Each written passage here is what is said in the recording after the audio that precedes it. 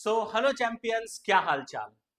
वापस से आप लोगों का स्वागत है आपके प्यारे बैच में, जिसका नाम है उत्कर्ष जूनियर। जहां पे हम लोग क्लास 10 का पहला चैप्टर पढ़ रहे थे। चैप्टर का नाम था chemical reaction and equation.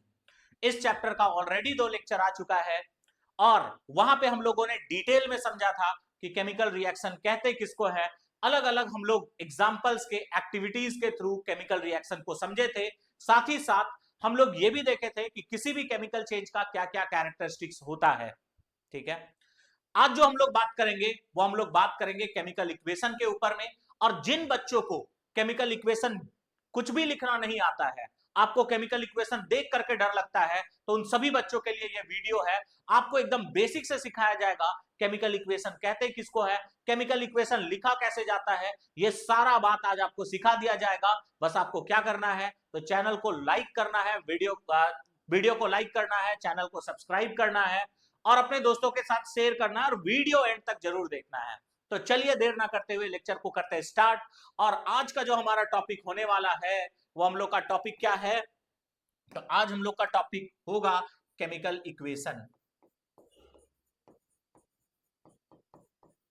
Chemical equation, तो आज हम लोग पढ़ेंगे केमिकल इक्वेशन के बारे में कि केमिकल इक्वेशन होता क्या है।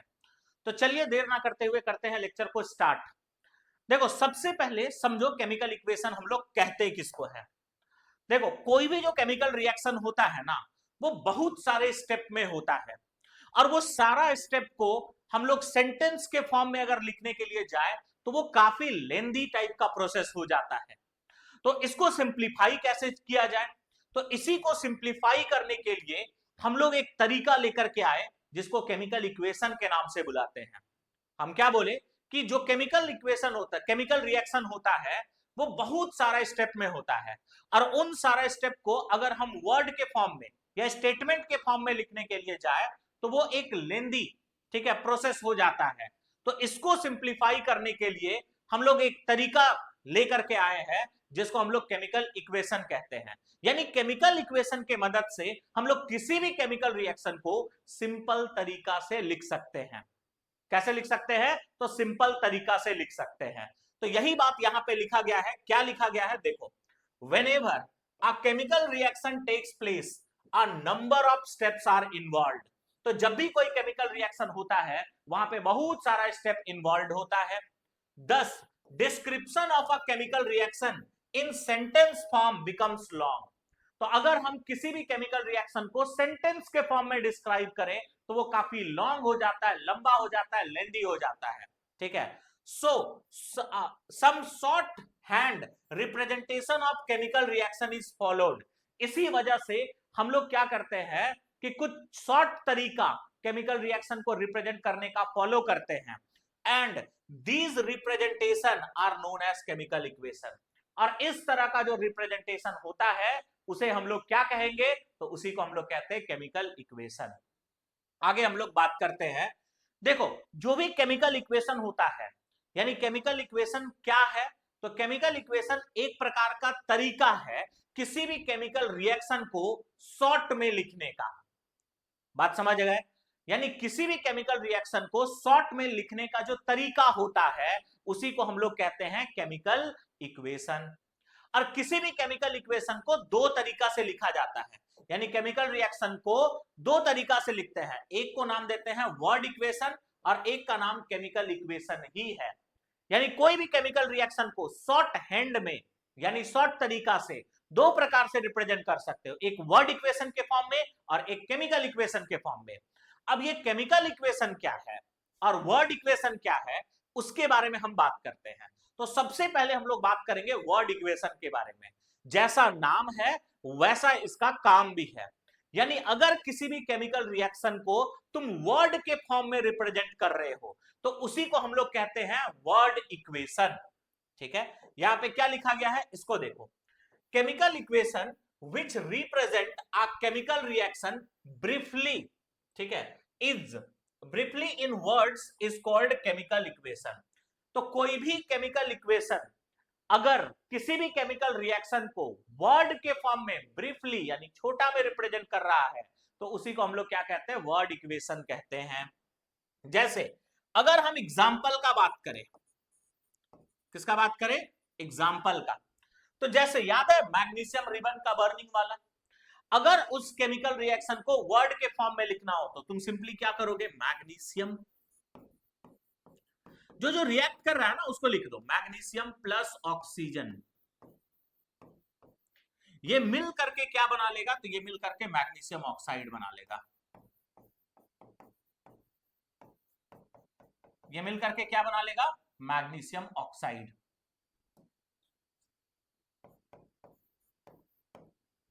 बात समझे, ठीक है, तो सिंपल सा बात है।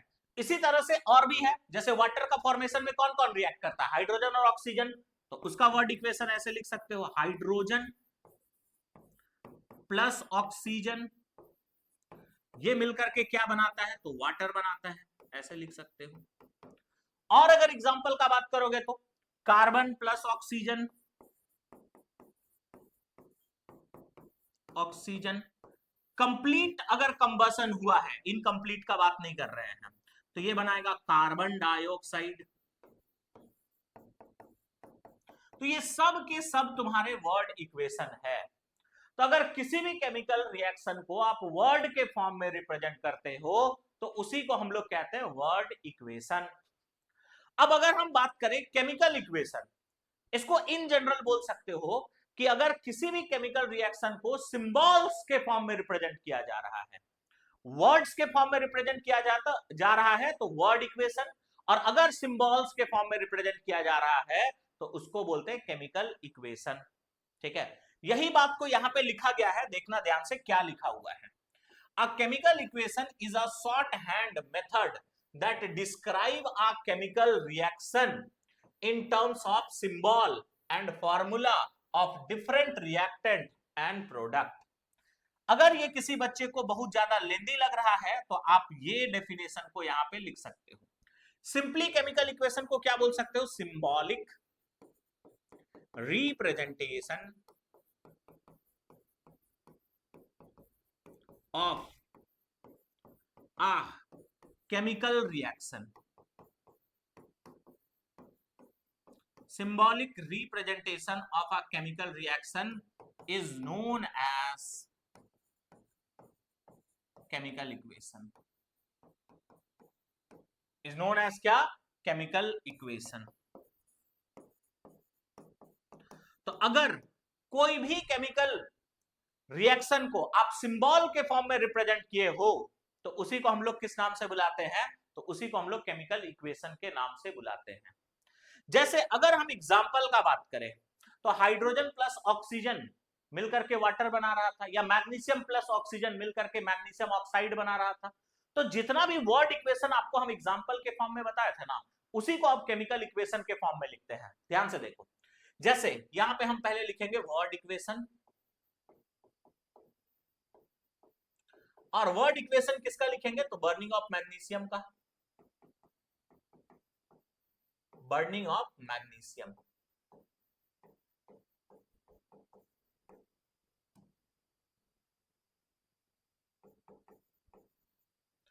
तो अगर हम बर्निंग ऑफ मैग्नीशियम का वर्ड इक्वेशन लिखे तो कैसे लिखेंगे, मैग्नीशियम प्लस ऑक्सीजन, ये मिलकर के क्या बनाएगा, मैग्नीशियम ऑक्साइड। ये आपका हो गया वर्ड इक्वेशन, जो कि हम पहले भी बताए थे आप लोगों को। अब इसी को सिंबल के फॉर्म में अगर लिखना हो तो उसी को आप बोलोगे केमिकल इक्वेशन। अब बताओ, मैग्नीशियम का सिंबल क्या होता है, Mg, ऑक्सीजन का सिंबल क्या होता है, O2, ये मिलकर के क्या बना रहा है, मैग्नीशियम ऑक्साइड यानी MgO।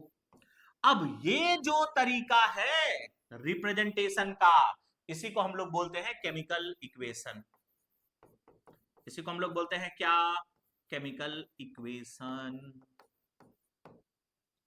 ठीक है, अब आगे देखो ध्यान से, नेक्स्ट। ठीक है, इसी तरह से और हम वर्ड इक्वेशन क्या बताए थे, carbon plus oxygen, carbon plus oxygen, ये मिलकर के क्या बना रहा था, कार्बन डाइऑक्साइड। ये तो था आपका वर्ड इक्वेशन। इसका अगर हम केमिकल इक्वेशन का बात करें तो इसका केमिकल इक्वेशन क्या होगा, कार्बन प्लस ऑक्सीजन, ये मिलकर के क्या बनाएगा, CO2। ये मिलकर के क्या बनाएगा, CO2। इसी तरह से अगर हम बात करें हाइड्रोजन ऑक्सीजन वाला, तो हाइड्रोजन प्लस ऑक्सीजन ये मिल जाए तो बना लेता है वाटर। ठीक है। अब यहां पे भी अगर तुम बात करोगे तो हाइड्रोजन का सिंबल होगा H2, ऑक्सीजन O2, ये मिल जाए तो बनाएगा H2O। ठीक है। तो ये तुम्हारा तरीका था किसी भी केमिकल रिएक्शन को रिप्रेजेंट करने का। यानी कोई भी केमिकल रिएक्शन को आप या तो वर्ड के फॉर्म में रिप्रेजेंट कर सकते हो या सिंबल्स के फॉर्म में रिप्रेजेंट कर सकते हो।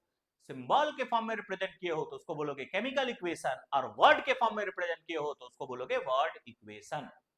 तो ये तरीका है केमिकल रिएक्शन को रिप्रेजेंट करने का। अब आपसे कभी कभी एग्जाम में पूछ लिया जाता है, आपको वर्ड इक्वेशन दे देगा और आपको बोलेगा कि उसका केमिकल इक्वेशन लिख करके बताओ। अब ये तुम कैसे करोगे, इसके लिए आपको अलग अलग कंपाउंड का फॉर्मूला याद होना चाहिए। और फॉर्मूला तुम कहां पे पढ़े होते हैं, तो क्लास 9th में आप ऑलरेडी फॉर्मूला पढ़े हुए हो। तो क्लास 9th में जो भी आप इंपॉर्टेंट फॉर्मूला पढ़े हो या क्लास 10th में जो भी इंपॉर्टेंट फॉर्मूला का आपका जरूरत पड़ेगा, वो सारा फॉर्मूला हम एक जगह इकट्ठा किए हुए हैं। और अच्छा, एक और चीज उससे पहले कि केमिकल इक्वेशन लिखने का रूल क्या क्या है। अब जो यहां पे तुम्हारा लिखा हुआ है ना, वही यहां पे रूल के फॉर्म में हम लिख दिए हैं। देखो, केमिकल इक्वेशन में ये एरो यूज होता है। अच्छा, एक और चीज हम यहां पे पहले बता देते हैं, उसके बारे में हम लोग उसके बाद हम लोग बात करेंगे। जैसे ये है तुम्हारा केमिकल इक्वेशन, C+O2 ये मिलकर के CO2 बना रहा है। तो किसी भी केमिकल इक्वेशन को लिखने का तरीका क्या होता है, तो केमिकल इक्वेशन में दो पार्ट होगा। एक होगा आपका लेफ्ट हैंड साइड जिसको LHS बोलेंगे, और एक होगा आपका राइट हैंड साइड जिसको हम RHS बोलेंगे। बात क्लियर है। तो लेफ्ट हैंड साइड में जो भी सब्सटेंस होगा उसको हम बोलेंगे रिएक्टेंट, और इधर जो होगा उसको हम लोग बोलेंगे प्रोडक्ट।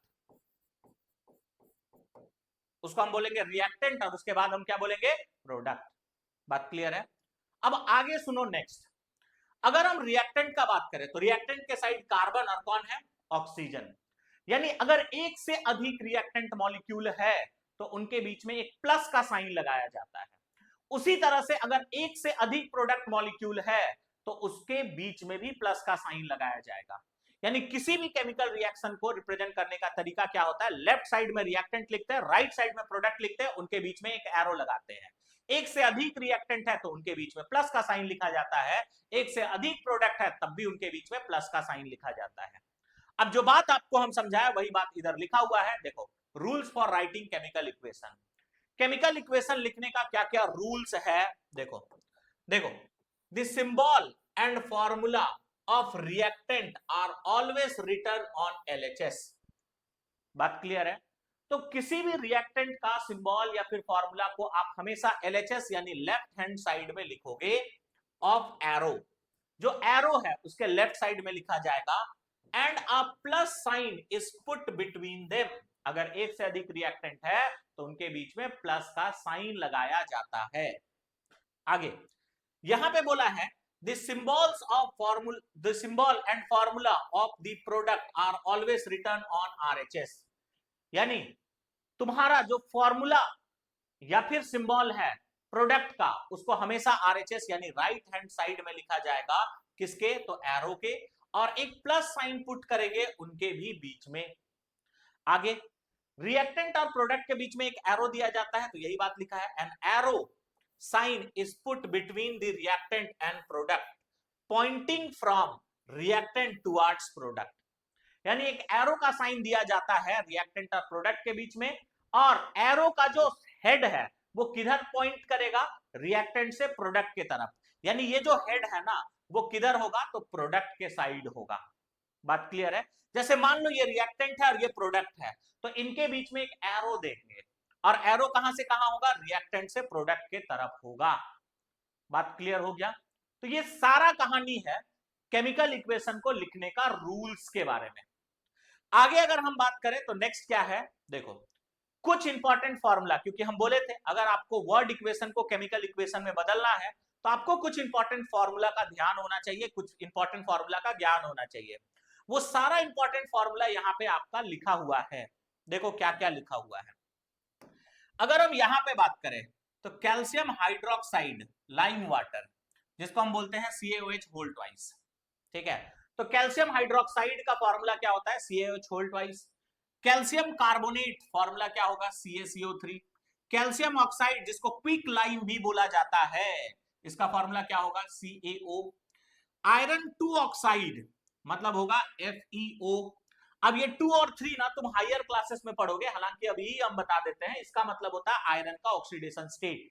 अब वो सब क्या है 10th में तुमको मतलब नहीं है, बस इतना याद रखना, आयरन 2 ऑक्साइड का जो फॉर्मूला होगा वो FeO होगा, और आयरन 3 ऑक्साइड का फॉर्मूला होता है Fe2O3। इसी तरह से मैग्नीशियम ऑक्साइड का होगा MgO, लेड नाइट्रेट का होगा PbNO3 whole twice, lead iodide का फॉर्मूला होगा PbI2, पोटासियम आयोडाइड का फॉर्मूला होगा Ki, अमोनियम क्लोराइड का फॉर्मूला होगा NH4Cl, अमोनियम हाइड्रोक्साइड का फॉर्मूला होगा NH4OH, पोटासियम क्लोरेट का फॉर्मूला होगा KClO3, लेड ऑक्साइड का फॉर्मूला होगा PbO, एल्युमिनियम ऑक्साइड का फॉर्मूला होगा Al2O3, सिल्वर क्लोराइड का फॉर्मूला होगा AgCl। इसी तरह से अगर हम बात करें क्यूप्रस ऑक्साइड का फॉर्मूला होगा Cu2O, क्यूप्रिक ऑक्साइड का फॉर्मूला होगा CuO, सिल्वर नाइट्रेट का फॉर्मूला होगा AgNO3, बैरियम क्लोराइड का फॉर्मूला होगा BaCl2, बैरियम सल्फेट का फॉर्मूला होगा BaSO4। तो ये कुछ इंपॉर्टेंट फॉर्मूला है और कुछ इंपॉर्टेंट कंपाउंड का नाम है जिसको आपको याद करना है। और ये याद करने से फायदा क्या होगा, आप वर्ड इक्वेशन को इजीली केमिकल इक्वेशन में बदल सकते हो। अब देखना, इसी से रिलेटेड कुछ एग्जाम स्पॉटलाइट है, कुछ एग्जाम के क्वेश्चन है। बात क्लियर है? क्वेश्चन क्या बोला है, right chemical equation for the following word equation. ठीक है, तो आपको यहां पे कुछ वर्ड इक्वेशन दिया हुआ है, ठीक है, उसको केमिकल इक्वेशन में बदलना है। यहां से एक हम बता देते हैं, बाकी तुम लोग ट्राई करके आना। और हम यहाँ पे सबसे आसान चूज कर रहे हैं, ठीक है, ये मत बोलना कि आप ये क्यों चूज किए। हम C नंबर को बता रहे हैं, बाकी तुम लोग खुद से ट्राई करके आओगे।